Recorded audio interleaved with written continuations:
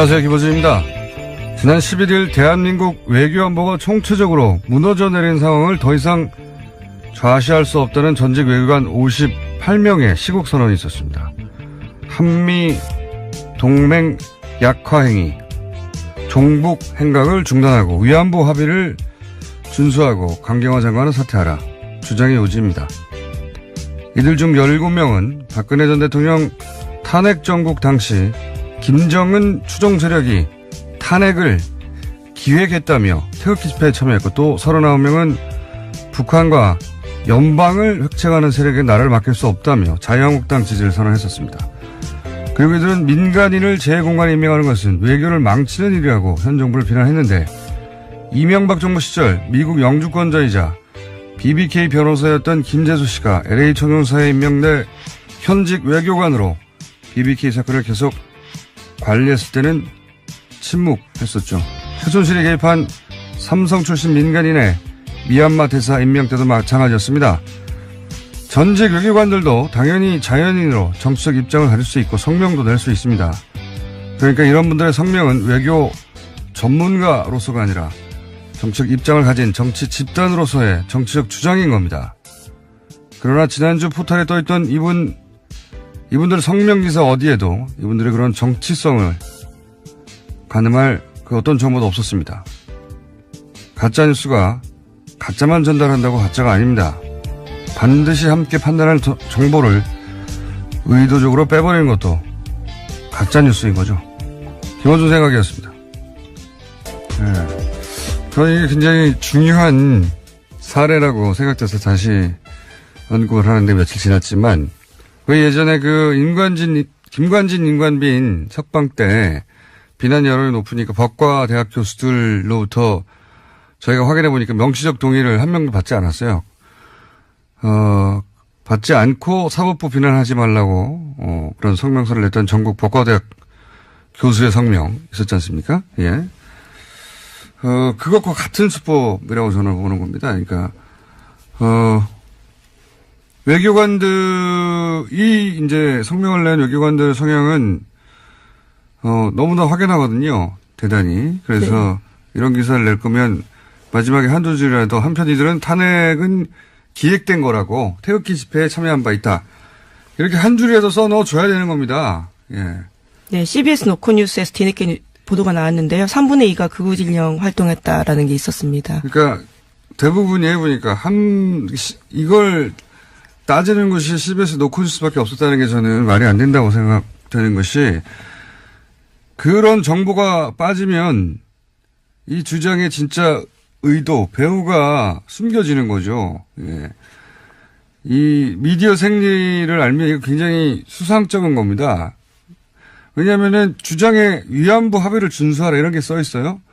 이것만 봐도 기자는 바로 알거든요. 그 정치적 성향을. 그런데 그렇게 굉장히 그 한쪽으로 편향된 정치적으로 그런 집단이 성명을 냈는데, 마치 그런 내용을 빼버리면 외교관들이 가치 중립적으로 전문가로서 지금 외교가 엉망이 되고 있으니까 걱정이 돼서 직접 나섰다, 이런 효과만 주는 거거든요.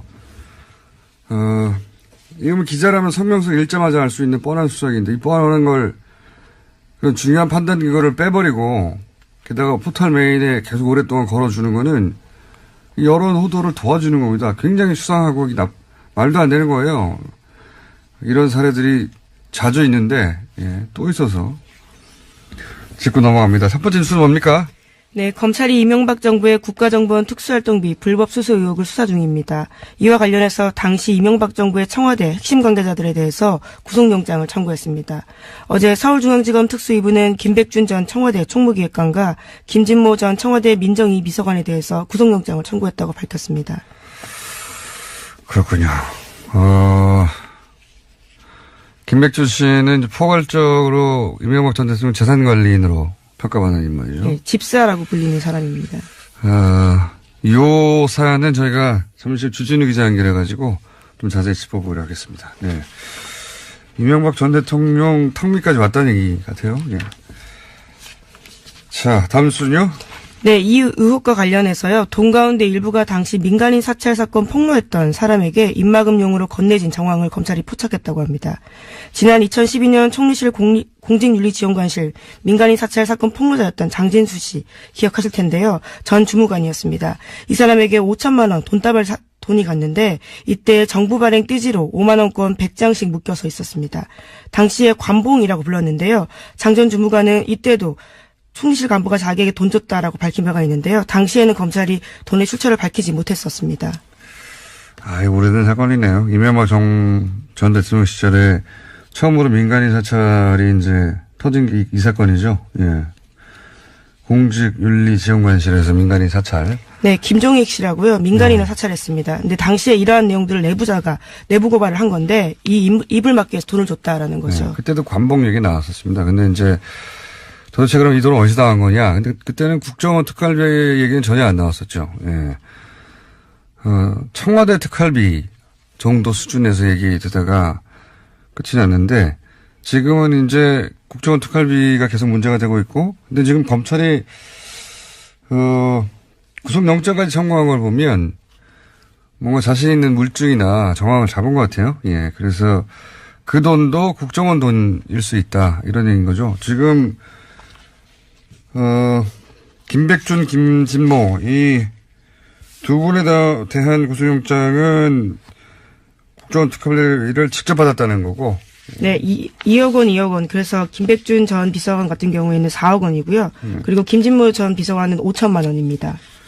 그리고 예, 김백준 전 기획관요. 만약에 돈 받은 정황 혹은 물증이 구체적이고 확실하게만 하다면 구속영장이 발부되겠죠, 이번에도. 왜냐하면 그 앞에 박근혜 전 대통령 때 똑같은 이치로 구속영장이 발부됐기 때문에. 그리고 그 외에도 이제 2012년 당시 의심받았던 그 돈들인데 그 돈 역시 특활비가 아니냐. 예, 이런 의혹이 나오고 있는 겁니다. 자, 다음 수는요.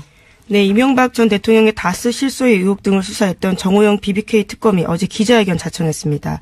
당시 기록을 다 검찰에 넘겼다면서 직무유기와 관련한 혐의를 부인했습니다. 오히려 당시에 검찰이 직무유기했다라고 반박하고 있는데요. 또 특검팀은 국론 분열과 정쟁 가능성을 우려해서 격리 직원의 횡령을 결론낸 다스 120억 원 확인 사실을 수사 결과에서 뺐다라고 주장하고 있습니다. 네. 이 사안은 저희가 3부에서 박범계 의원과 짚어볼 텐데 잠시 저도 이거 보다가 빵 터진 게 국론 분열이었어요. 예. 예전에 이제 뭐 보수 정권이 사건 은폐할 때마다 쓰던 전형적인 수사가 이 국론 분열인데 예, 오랜만에 보네요. 국론 분열. 근데 특검이 수사만 하면 되지 왜 국론 분열 같은 정치적 판단을 자기들이 합니까? 예. 뿐만 아니라 예. 수사만 하면 됩니다. 또 횡령한 직원의 처벌을 원하지 않는다라는 다스 쪽의 의사를 존중해서 이것도 하지 않았다라고 주장하고 있습니다. 네. 여하간 전체적으로 해명으로 나왔는데 해명은 되지 않았어요. 그러니까 실제 지금 현 검찰이 주장하듯이 사건에 제대로 인계가 없었다. 그냥 서류 뭉치만 그냥 넘겨줬다. 이런 거죠. 수만 페이지인데 어디에 뭐가 있는지 안 알려주면은 수사를 다시 하라는 거잖아요. 처음부터. 어쨌든 본인들의 주장이 아니라 지금 현 검찰의 주장이 맞는 걸로 드러난 기자회견을 왜 했는지 모르겠어요. 예.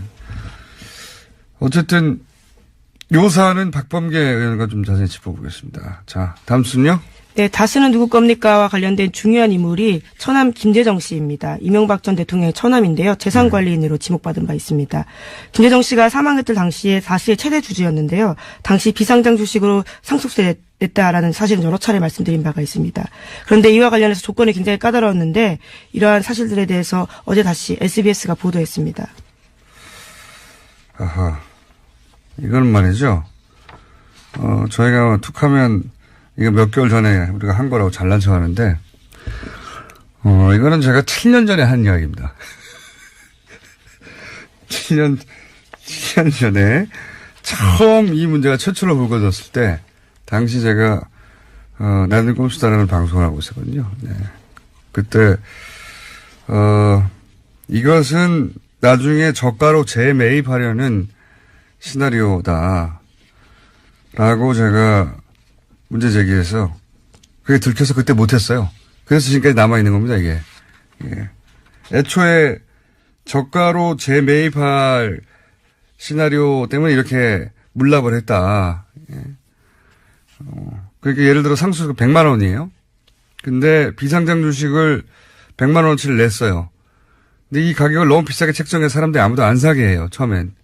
그럼 점점점 가격이 떨어져 갈 텐데, 그럼 관심도 떨어지겠죠? 나중에 한 50만 원이 됐어요. 그러면 주식으로 냈고, 결국 나중에 50만 원 떨어지면 50만 원을 주고 되사면, 결국 상속세를 50만 원밖에 안 낸 게 되는 거죠. 예. 그런 꼼수가 숨어 있을 것이다. 라고 제가 주장했던 바가 있습니다. 네. 네, 유족에겐 불리하고 다스에겐 유리한 상황. 계속해서 반복되고 있는 거죠. 예. 여기는 뭐 꼼수가 넘쳐나니까요. 자, 다음 뉴스는요? 네, 또 검찰이 최근 다스를 설립할 당시에 사용된 창업자금 수억 원을 이명박 전 대통령이 직접 줬다라는 핵심 관계자의 증언을 확보했다라고 합니다. 창업자금을 낸 인물은 다스 설립을 주도한 실제 주인일 가능성이 높은데요. 이 관계자는 다스 설립 초기부터 핵심 인력으로 일하면서 내부 사정에 정통한 인물이라고 합니다. 그렇군요. 요 사안도 추진우 기자하고, 추진우 기자 워낙 다스 혹은 이명박 전 대통령 관련 취재 오래 해왔으니까 좀 자세히 짚어보기로 하겠습니다. 요런 류의 증언은 처음 나온 거네요. 예. 설립 자금을 냈다. 예. 설립 자금을 낸 사람이, 주인이죠. 예, 당시는 대부기공이란 이름이었는데 그렇죠. 창업 자금을 댔다라는 겁니다. 알겠습니다. 그러면 당연히 김성호 전 사장이 불려 나오겠군요. 예. 김성호 전 사장은 현대에서 함께 온, 현대 출신으로, BBK라든가, 주요, 뭐 지금 120억이라든가, 주요 현안들을 정확하게 알고 있을 수밖에 없는 자리에 있었던, 예, 전 사장입니다, 다스에. 자, 다음 뉴스는요? 네, 이시영 씨가 최대 지분을 갖고 있는 회사 SM이라고 있는데요. 이 회사도 여러 차례 말씀드린 바가 있습니다. 다스가 SM을 부당하게 밀어줬다라는 의혹에 대해서도 말씀드린 바가 있는데요. 이와 관련해서 뒷받침할 아주 구체적인 문건들을 검찰이 확보했다라고 합니다. 검찰이 확보했다. 예. 이게 이제 승계와 관련해서는 또 검찰이 처음으로 확보한 구체적인 물증이 되겠네요. 그러니까 저희가 지난 몇 달 동안 이제 다스 실소유주가 다스를 승계하고 있다. 이런 의혹을, 정황을 계속 제기해왔는데, 이명박 전 대통령의 아들 이시영 씨가, 다스를 물려받고 있다. 한마디로 말하자면 이런 얘기죠. 그런 의혹인데, 이게 지금 밝혀진 바로는 현재 물증을 확보했다고 하는 게, 다스의 설비하고 인력을 이시영 씨 회사, SM, 네, 지원했다. 이러는 거죠. 예. 네, 그런 문건들이 발견됐다라는 그러니까요. 겁니다. 이명박 전 대통령이나 아들 이시영 씨는 다스 한 주도 없거든요. 한 주도 없는데 다스와 설비의 인력을 이시영 씨 개인 회사 세우는데 지원해줬다 하는 문건이 나왔다는 거죠. 예. 사실 이럴 경우 다스는 이시영 씨를 업무상 배임으로 고소해야 됩니다. 왜냐하면 주식도 하나도 없는 주인도 아닌 이시영 씨가 회사의 자원을 자기 회사 세우는데 썼다는 얘기거든요. 그럼 배임으로 고소해야 되는데 왜 고소하지 않느냐? 아버지가 실소유주이기 때문에 그렇게 이해하면 간단하게 이해가 되는 정황이 나온 거죠. 예. 자, 다음 순 뭡니까? 네, 법원이 지난 12일에 박근혜 전 대통령의 재산을 동결했습니다. 여기에는 유영하 변호사에게 맡긴 1억 원짜리 수표 30장도 있는데요. 그런데 유영하 변호사가 법원의 재산 동결 결정 이전에 이 돈을 다시 박근혜 전 대통령 계좌에 송금했다라고 합니다. 그렇군요. 아마 이제 뭐 범죄 수익 은닉을 도와주는 거 아니냐 뭐 이렇게 해서 게다가 이제 변호사들이 그거 변호사한테 안 줬잖아 막 항의하고 하니까 변호사 표도 났을 것 같으니까 이제 이렇게 돌려줬겠죠. 예, 게다가 TV조선에 따르면요. 관련된 추가 돈을 찾기 위해서 집안을 뒤지는 것을 막기 위한 우려가 아닌가라는 것도 있습니다. 아, 그럴 수도 있겠네요. 자, 하나 정도 더 하고 끝내야 될 것 같습니다. 네, 금융당국이 가상화폐 거래 실명 전환을 거부하면 입금을 아예 못하게 막겠다는 방침을 세웠습니다. 금융위가 이런 실명 확인 조치에 응하지 않을 경우 기존 가상 계좌에 불이익을 줄 거다라고도 밝혔습니다. 그렇군요. 비트코인 관련 규제책 중에 하나로 나온 건데, 저희가 오늘 이 비트코인 관련 뭐 천만 양론을 3부에서 좀 들어보기로 할 텐데, 근데 이제 이제 블록체인 뭐 이런 기술을 이해하지 못하면서 비트코인에 대해서 얘기하는 것은 뭘 모르고 하는 소리다, 이렇게 치부하는 경향이 좀 있어요. 근데 사실 그렇지 않아요. 블록체인이라는 기술 자체는 물론 훌륭한 기술이고, 예, 미래적 가치가 당연히 있습니다. 근데 지금 이런 난리, 예? 강풍, 이거는 기술이 너무 훌륭해서 벌어진 일이 아니거든요. 이건 사람의 욕망 때문에 벌어진 일이에요. 예. 기술은 복잡해도 욕망은 간단합니다. 규제가 없어야 한다고 하는 분들도 있어요. 이해는 가요. 원래 이 블록체인 기술 자체가 그렇게 중앙 통제를 거부하는 세계관 속에 탄생한 거거든요. 예. 근데 이제 지금 간단하게 기존 주식시장하고만 비교해보면 금방 느낄 수 있는데, 기존 주식은 기업이라고 하는 실물이 있잖아요. 그럼에도 불구하고 하루 5%만 등락해도, 서킷 브레이크인가요? 또는 사이드카인가요? 예, 사이드카는 코스피, 예. 그렇게 심리적 동요나 이런 거를 진정시키는 장치도 있고, 그 다음에 온갖 규제가 있어요. 기본적으로. 그런데도 주가 조작이나 작전 세력이나 이런 게 왕왕 대형 사건으로 터지거든요. 근데 지금은 실문도 없고, 그리고 기준도 없고, 거래소에. 또는 규제도 없고, 하루에 100% 등락해도, 등락도 가능한 게 비트코인인데, 여기에 왜 그런 조작과 작전 개입이 없을 거라고 생각하십니까? 당연히, 여기에는 투기와 작전 세력의 천국과 같은 거예요, 현재 스코어. 정부제가 사실 아무것도 없기 때문에, 예. 주식시장도 그렇게 보수적으로 규제하는데, 그래도 그런 세력들이 있는데, 여기는 천국입니다. 이런 작전 세력에. 예, 강력하게 규제하지 않으면 반드시 터진다. 원래 인간의 욕망이 그렇습니다. 네. 자, 일단 여기까지 하겠습니다. 라든가 주요 현안들을 정확하게 알고 있을 수밖에 없는 자리에 있었던, 예, 전 사장입니다. 다스의. 자, 다음 뉴스는요? 네, 이시영 씨가 최대 지분을 갖고 있는 회사 SM이라고 있는데요. 이 회사도 여러 차례 말씀드린 바가 있습니다. 다스가 SM을 부당하게 밀어줬다라는 의혹에 대해서도 말씀드린 바가 있는데요. 이와 관련해서 뒷받침하는 아주 구체적인 문건들을 검찰이 확보했다라고 합니다. 검찰이 확보했다. 예. 이게 이제 승계와 관련해서는 또 검찰이 처음으로 확보한 구체적인 물증이 되겠네요. 그러니까 저희가 지난 몇 달 동안 이제 다스 실소유주가 다스를 승계하고 있다, 이런 의혹을, 정황을 계속 제기해왔는데, 이명박 전 대통령의 아들 이시영 씨가 다스를 물려받고 있다, 한마디로 말하자면 이런 얘기죠.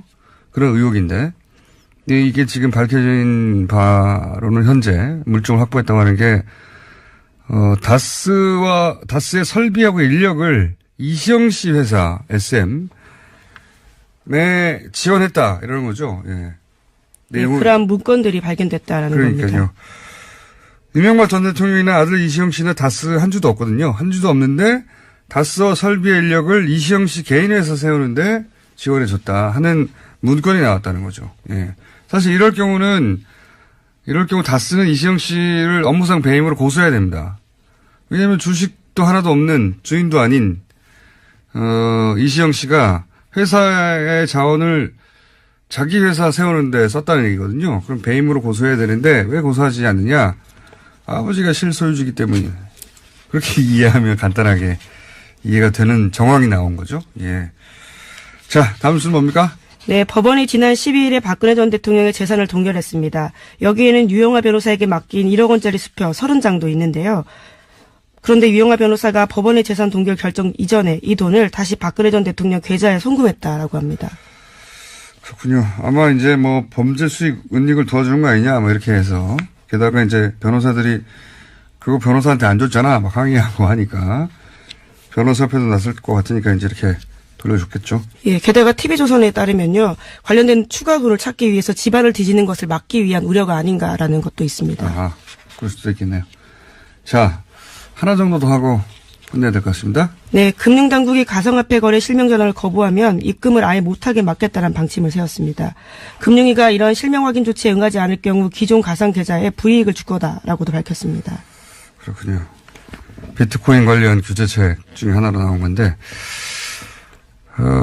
저희가 오늘 이 비트코인 관련 천만 양론을 3부에서 좀 들어보기로 할 텐데. 안녕하세요. 김어준입니다. 지난 11일 대한민국 외교안보가 총체적으로 무너져 내린 상황을 더 이상 좌시할 수 없다는 전직 외교관 58명의 시국 선언이 있었습니다. 한미 동맹 약화 행위, 종북 행각을 중단하고 위안부 합의를 준수하고 강경화 장관은 사퇴하라 주장의 요지입니다. 이들 중 17명은 박근혜 전 대통령 탄핵 정국 당시 김정은 추종 세력이 탄핵을 기획했다며 태극기 집회에 참여했고, 또 39명은 북한과 연방을 획책하는 세력에 나라를 맡길 수 없다며 자유한국당 지지를 선언했었습니다. 그리고 이들은 민간인을 재공간에 임명하는 것은 외교를 망치는 일이라고 현 정부를 비난했는데, 이명박 정부 시절 미국 영주권자이자 BBK 변호사였던 김재수 씨가 LA 총영사에 임명돼 현직 외교관으로 BBK 사건을 계속 관리했을 때는 침묵했었죠. 최순실이 개입한 삼성 출신 민간인의 미얀마 대사 임명 때도 마찬가지였습니다. 전직 외교관들도 당연히 자연인으로 정치적 입장을 가질 수 있고 성명도 낼 수 있습니다. 그러니까 이런 분들의 성명은 외교 전문가로서가 아니라 정치적 입장을 가진 정치 집단으로서의 정치적 주장인 겁니다. 그러나 지난주 포털에 떠있던 이분들의 성명기사 어디에도 이분들의 그런 정치성을 가늠할 그 어떤 정보도 없었습니다. 가짜뉴스가 가짜만 전달한다고 가짜가 아닙니다. 반드시 함께 판단할 정보를 의도적으로 빼버리는 것도 가짜뉴스인 거죠. 김원준 생각이었습니다. 네. 저는 이게 굉장히 중요한 사례라고 생각돼서 다시 언급을 하는데 며칠 지났지만, 그 예전에 김관진 임관빈 석방 때 비난 여론이 높으니까 법과 대학 교수들로부터 저희가 확인해 보니까 명시적 동의를 한 명도 받지 않았어요. 받지 않고 사법부 비난하지 말라고 그런 성명서를 냈던 전국 법과대학 교수의 성명 있었지 않습니까? 예. 그것과 같은 수법이라고 저는 보는 겁니다. 그러니까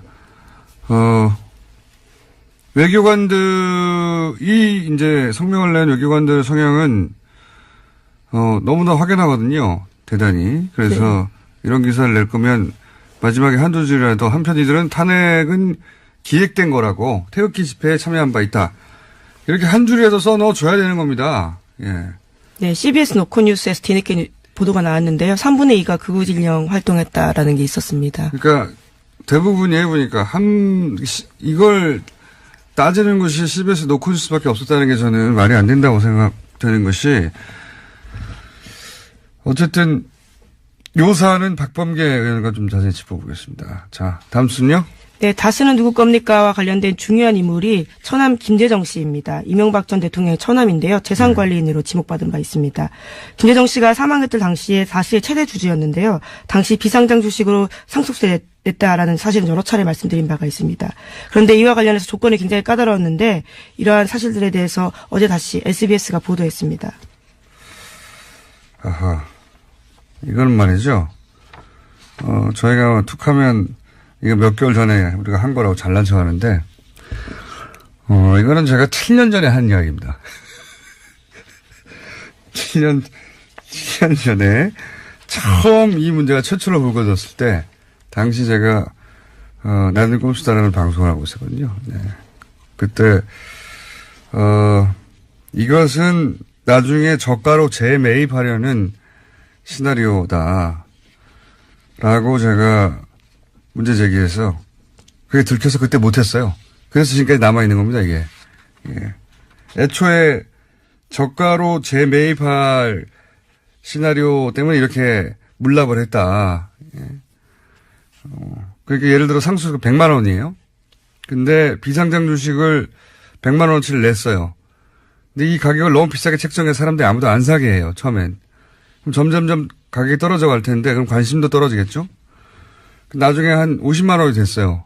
그러면 주식으로 냈고 결국 나중에 50만 원 떨어지면 50만 원을 주고 되사면 결국 상속세를 50만 원밖에 안 낸 게 되는 거죠. 예. 그런 꼼수가 숨어 있을 것이다. 라고 제가 주장했던 바가 있습니다. 네. 네, 유족에겐 불리하고 다스에겐 유리한 상황. 계속해서 반복되고 있는 거죠. 예. 여기는 뭐 꼼수가 넘쳐나니까요. 자, 다음 수는요? 네, 또 검찰이 최근 다스를 설립할 당시에 사용된 창업자금 수억 원을 이명박 전 대통령이 직접 줬다라는 핵심 관계자의 증언을 확보했다라고 합니다. 창업자금을 낸 인물은 다스 설립을 주도한 실제 주인일 가능성이 높은데요. 이 관계자는 다스 설립 초기부터 핵심 인력으로 일하면서 내부 사정에 정통한 인물이라고 합니다.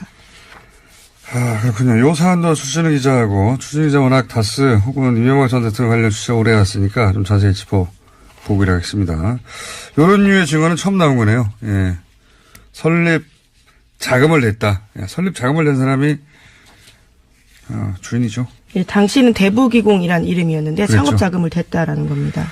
알겠습니다. 그러면 당연히 김성호 전 사장이 불려 나오겠군요. 예. 김성호 전 사장은 현대에서 함께 온 현대 출신으로 BBK라든가 주요 뭐 지금 120억이라 그런 정보가 빠지면 이 주장의 진짜 의도 배후가 숨겨지는 거죠. 예. 이 미디어 생리를 알면 이거 굉장히 수상쩍은 겁니다. 왜냐하면은 주장의 위안부 합의를 준수하라 이런 게 써 있어요. 이것만 봐도 기자는 바로 알거든요. 그 정치적 성향을.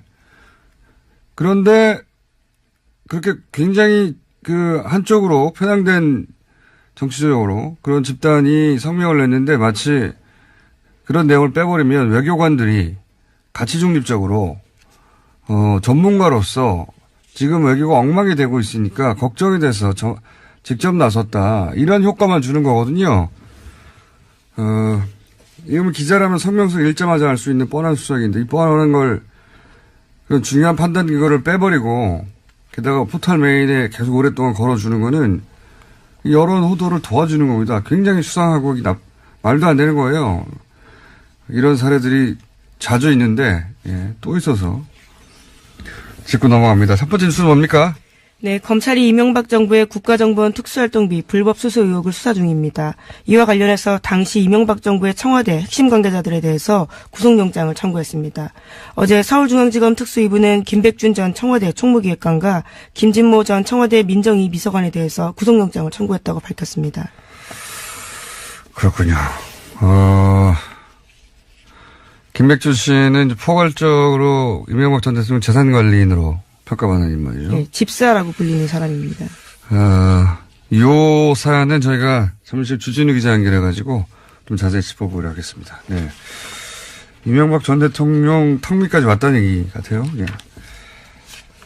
자, 다음 뉴스는요? 네, 이 의혹과 관련해서요. 돈 가운데 일부가 당시 민간인 사찰 사건 폭로했던 사람에게 입막음용으로 건네진 정황을 검찰이 포착했다고 합니다. 지난 2012년 총리실 공직윤리지원관실 민간인 사찰 사건 폭로자였던 장진수 씨 기억하실 텐데요. 전 주무관이었습니다. 이 사람에게 5천만 원 돈이 갔는데 이때 정부 발행 띠지로 5만 원권 100장씩 묶여서 있었습니다. 당시에 관봉이라고 불렀는데요. 장 전 주무관은 이때도 총리실 간부가 자기에게 돈 줬다라고 밝힌 바가 있는데요. 당시에는 검찰이 돈의 출처를 밝히지 못했었습니다. 오래된 사건이네요. 이명박 전 대통령 시절에 처음으로 민간인 사찰이 이제 터진 이 사건이죠. 예. 공직윤리지원관실에서 민간인 사찰. 네, 김종익 씨라고요. 민간인을 사찰했습니다. 근데 당시에 이러한 내용들을 내부자가 내부 고발을 한 건데 이 입을 막기 위해서 돈을 줬다라는 거죠. 네, 그때도 관봉 얘기 나왔었습니다. 근데 이제 도대체 그럼 이 돈은 어디서 나간 거냐? 근데 그때는 국정원 특활비 얘기는 전혀 안 나왔었죠. 예. 청와대 특활비 정도 수준에서 얘기 듣다가 끝이 났는데 지금은 이제 국정원 특활비가 계속 문제가 되고 있고 근데 지금 검찰이 구속영장까지 청구한 걸 보면 뭔가 자신 있는 물증이나 정황을 잡은 것 같아요. 예. 그래서 그 돈도 국정원 돈일 수 있다. 이런 얘기인 거죠. 지금 김백준, 김진모, 이 두 분에 대한 구속영장은 국정원 특활비를 직접 받았다는 거고, 네, 2억 원, 2억 원. 그래서 김백준 전 비서관 같은 경우에는 4억 원이고요. 그리고 김진모 전 비서관은 5천만 원입니다. 그리고 예, 김백준 전 기획관요. 만약에 돈 받은 정황 혹은 물증이 구체적이고 확실하게만 하다면 구속영장이 발부되겠죠, 이번에도. 왜냐하면 그 앞에 박근혜 전 대통령 때 똑같은 이치로 구속영장이 발부됐기 때문에. 그리고 그 외에도 이제 2012년 당시 의심받았던 그 돈들인데 그 돈 역시 특활비가 아니냐, 예, 이런 의혹이 나오고 있는 겁니다. 자, 다음 수는요. 네, 이명박 전 대통령의 다스 실소의 의혹 등을 수사했던 정호영 BBK 특검이 어제 기자회견 자청했습니다. 당시 기록을 다 검찰에 넘겼다면서 직무유기와 관련한 혐의를 부인했습니다. 오히려 당시에 검찰이 직무유기했다라고 반박하고 있는데요. 또 특검팀은 국론 분열과 정쟁 가능성을 우려해서 격리 직원의 횡령을 결론낸 다스 120억 원 확인 사실을 수사 결과에서 뺐다라고 주장하고 있습니다. 네. 이 사안은 저희가 3부에서 박범계 의원과 짚어볼 텐데, 잠시. 저도 이거 보다가 빵 터진 게 국론 분열이었어요. 예. 예전에 이제 뭐 보수 정권이 사건 은폐할 때마다 쓰던 전형적인 수사가 이 국론 분열인데, 예. 오랜만에 보네요, 국론 분열. 근데 특검이 수사만 하면 되지 왜 국론 분열 같은 정치적 판단을 자기들이 합니까? 예. 뿐만 아니라, 예. 수사만 하면 됩니다. 또 횡령한 직원의 처벌을 원하지 않는다라는 다수 쪽의 의사를 존중해서 이것도 하지 않았다라고 주장하고 있습니다. 네. 여하간 전체적으로 해명으로 나왔는데 해명은 되지 않았어요. 그러니까 실제 지금 현 검찰이 주장하듯이 사건에 제대로 인계가 없었다. 그냥 서류 뭉치만 그냥 넘겨줬다. 이런 거죠. 수만 페이지인데 어디에 뭐가 있는지 안 알려주면은 수사를 다시 하라는 거잖아요. 처음부터. 어쨌든 본인들의 주장이 아니라 지금 현 검찰의 주장이 맞는 걸로 드러난 기자회견을 왜 했는지 모르겠어요. 예.